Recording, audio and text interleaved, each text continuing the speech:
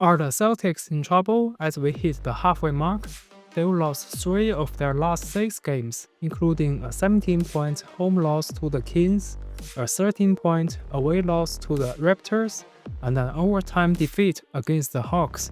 The Kings looked competitive again as we discussed previously, but the Raptors were on a 2-15 stretch before beating Boston, making that loss even more concerning. Outside of big wins over the Warriors and the Magic, the Celtics scraped by with a 1-point home victory over the Pelicans, who have gone 7-3 in their last 10 games, and a 12-point road win over a Nuggets team missing Jokic and Gordon. So what's going on? Coach Mazzulla doesn't believe they are a bad team, yet comparison to dominant squads like Cavaliers and Thunder make them look weaker than they were in their 64-win season, especially now they've already lost 13 games by the halfway point. The real worry? Several double-digit losses recently, a trend we haven't seen before. Let's dig into it. Their overall style hasn't changed much from last season, as they still lead the league in both three-point attempts and makes. In fact, their three-point rate rose from 47.1% to 54.3% this year. Historically, they are not the first to crack 50%. The 2017-18 Houston Rockets once hit 51.9% before their downfall, highlighted by the infamous 27 missed three streak. Takes to the rim and pops it out. Here's Tucker for three. Finally, they hit a three after missing 27 in a row. While the Rockets' experiment ended in disappointment, it paved the way of today's data-driven approach. However, the Celtics situation is different. Most metrics rank them third best in the league, boasting a top 3 offense and a top 5 defense. Calling it a crisis might seem like an overreaction, but for a team that wants another championship, merely making a deep playoff run might not satisfy expectations. On an individual level, Jason Tatum has improved his isolation efficiency, and Jaylen Brown is refining his playmaking. Yet the team's core offensive strength, three-point shooting, has slipped noticeably compared to last season. Last season, the Celtics not only lead the league in three-point attempts, 42.5 per game, but also in accuracy, 38.8%.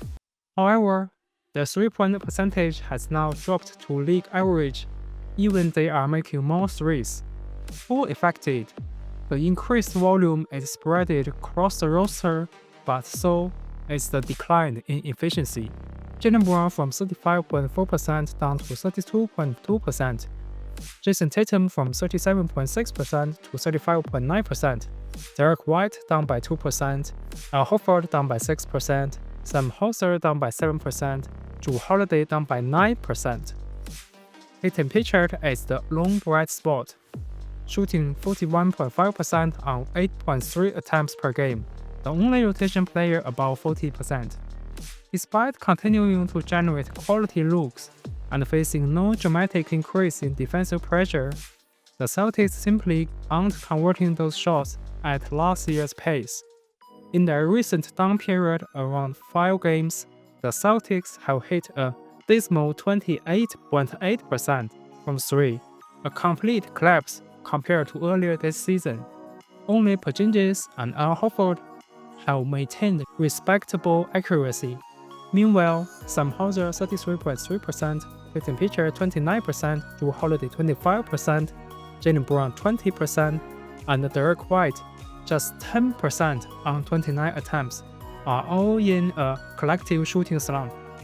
Injuries, shift roles might explain some of these struggles, but they don't fully clarify why Jrue Holiday's corner 3 percentage plummeted from 60% last season to 27% now. It's an ongoing mystery for the Celtics coaching staff to solve. The Celtics mirrored the 2018-19 Rockets in many ways. They played at a slow pace, 24th so far, attempt a ton of threes, the first in volume, but sit around 13th in 3-point percentage.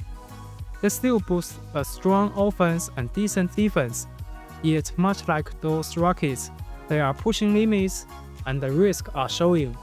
A big concern is that when the threes aren't falling, the Celtics seem to run out of other answers, especially in clutch moment.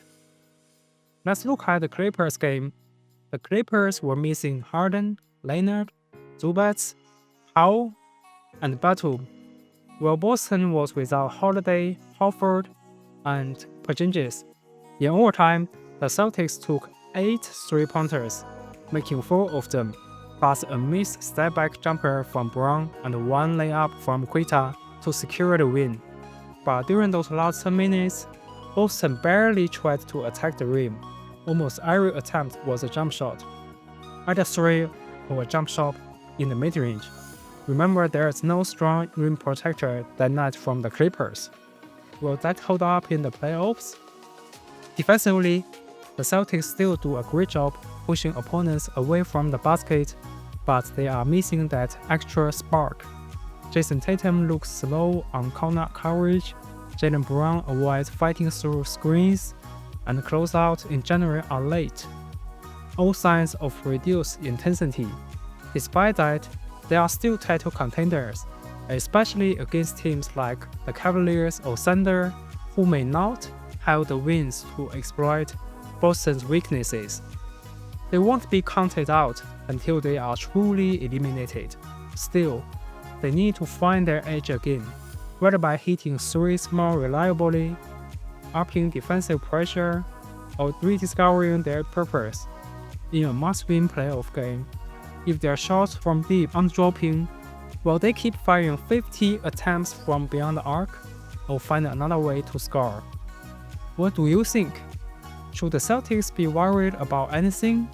Do you like this 3-point heavy style? Share your thoughts below. And until next time, enjoy the game!